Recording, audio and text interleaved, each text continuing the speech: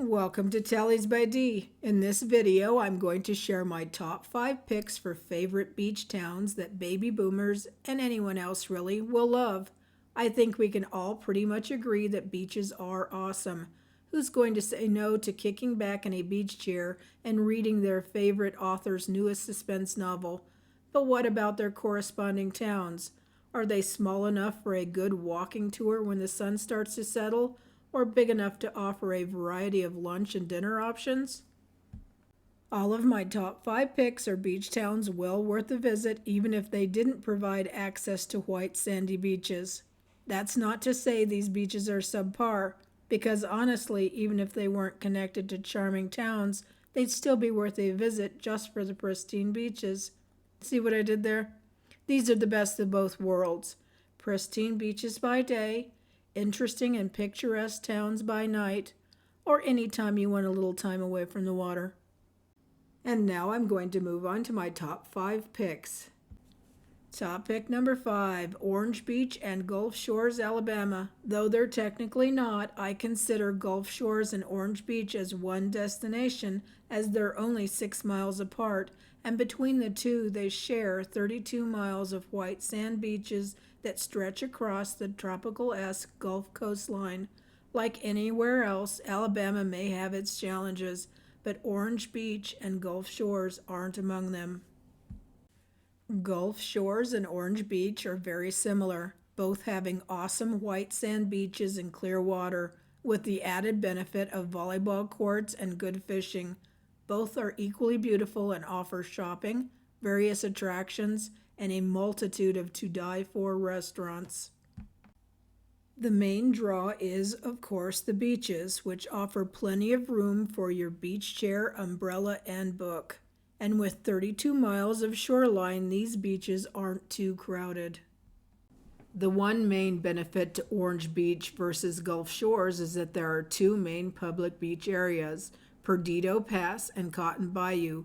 Perdido Pass has restrooms, showers, and changing rooms. Personally, I prefer to shower in my nearby hotel room, but they are available for public use during the day if that's your preference. Okay, so some might find this next suggestion a little too over the top and is probably best for the uninhibited. However, I find this too interesting not to mention. During my research, I discovered a bar called Floribama that becomes a church on Sundays. Yes, you heard that right. You can drink in church on Sundays.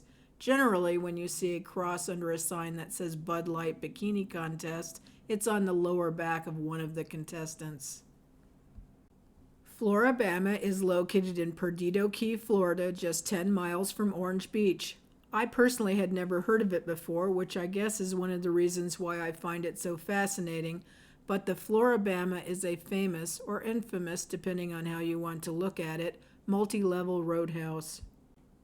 The property straddles Alabama, Florida state lines, so you get to have a drink in 2 states at one time. Then on Sunday, it's home to worship on the water. While the sermon is given, a band plays hymnals, and churchgoers sit next to the not-so-pious and curious tourists alike. I don't know about you, but I intend to visit Orange Beach and Floribama before I'm too old to enjoy both. Top pick number 4, Tybee Island. Tybee Island is a 21 square mile barrier island and gorgeous small city just 28 minutes from historic Savannah, Georgia. The wide sandy beaches are to die for. South Beach has both a pier and pavilion. Fort Scriven is located on Tybee Island's north end and has 19th century gun batteries plus a light station and museum which focuses on local history. The 18th century lighthouse has been rebuilt several times and is still used today. There are plenty of hotels in Tybee, but I find the picturesque pastel rental homes with white picket fences much more interesting and difficult to pass up. What captivates me the most, though, is its long, funky history. Not only does Tybee have extensive historical significance, for many decades pirates visited the island in search of a safe haven to hide their treasures. When you're tired of basking on its white sandy beaches, if that's possible, there's plenty to keep you occupied, including a Civil War-era national monument, the previously mentioned museum, and plenty of restaurants and bars where locals are happy to discuss its interesting history. Top pick number 3, Kill Devil Hills, North Carolina. Kill Devil Hills is the geographic center of the Outer Banks. If you're like me and are over craving crowded beach scenes, you'll love the long stretch of Kill Devil Hills beaches, which are relatively quiet even in the peak of the summer season. This is not to say that Kill Devil Hills doesn't offer popular and very busy beachfront night spots. My research unearthed a dozen or more public beach access areas, many of which include public parking and handicap accessible ramps. A number of the beaches also have lifeguards on site or have a roving patrol that keeps watch over the swimmers. The sound side of Kill Devil Hills is slightly quieter with miles of gorgeous views. This area is virtually hidden if you're not looking for it, and has a multitude of restaurants, small golf courses, and unique Outer Bank neighborhoods. Also along the sound side are several small public boat ramps and access areas for mariners, kiteboarders, and nature lovers. I strongly suggest you plan on spending at least a long weekend in the Outer Banks because the gorgeous beaches aren't the only thing worth visiting in the area. I may have been too young when I visited this beach years ago, or maybe I just didn't have the time, but now that I look back on it, I wish I had visited Kitty Hawk, North Carolina, which sits next door to Kill Devil Hills. Kitty Hawk is, of course, the location of the Wright brothers' first successful airplane flight on December 17, 1903. If you have time, the Wright brothers Museum would be a fun way to spend a couple of hours. Then just a few miles in the opposite direction is Manteo, North Carolina. Manteo is right up my alley and is a place I would love to spend a day or two, even if I didn't have access to pristine beaches. This small town is located on Roanoke Island, right in the midst of the Outer Banks, and is famed for being the site of one of the largest mysteries in American history, the disappearance of the lost colony of Roanoke, the first English settlement. Seriously, this makes my geeky little heart happy. To this day, no one knows what happened to the lost colony. I would love to spend a day roaming this little town with all its history. Before I move on, I want to thank you for taking the time to watch my video. The research for this video was especially fun, and so was remembering some of my past beach vacations. If you enjoyed my research and memories, I hope you take the time to like, subscribe, and comment. I'm sure other viewers would also find it interesting if you shared your own favorite beaches and towns in the comments below. Now on to top pick number 2. Honestly, my 2 top picks were a toss-up. I literally couldn't decide which one should get top bill, as one of my vacation priorities is to visit one and revisit the other. Top pick number 1 actually wound up in top spot because I've vacationed there a few times and would love to do so again.